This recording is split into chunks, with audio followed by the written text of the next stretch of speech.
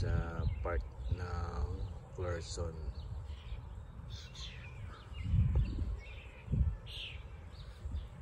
Ayan, mga ilang buwan na lang ako dito. 2 months uwi na ako ng Pilipinas.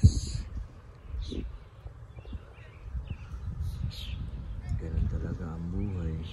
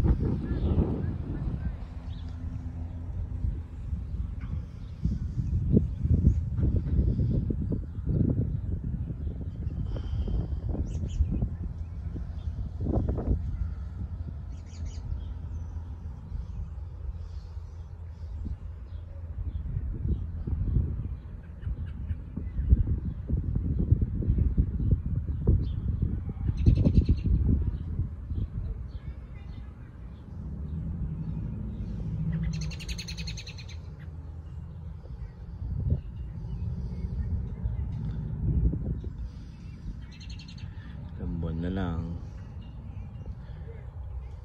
pagtapak ng Canada.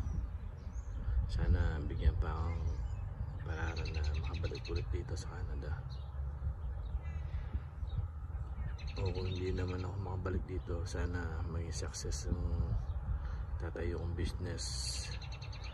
Sana yung perang iano ko hindi masayang ang lahat ng pagod ko. Kaya Lord, ikaw na ang bahala sa akin sa lahat ng bagay. Sana turuan nyo kung paano business na mas maganda, na mas magandang income.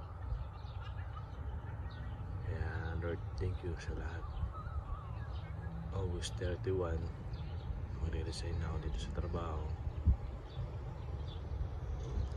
September 2 punta ako sa ate ko sa Saskatchewan. September 5 flight ko ng Pilipinas.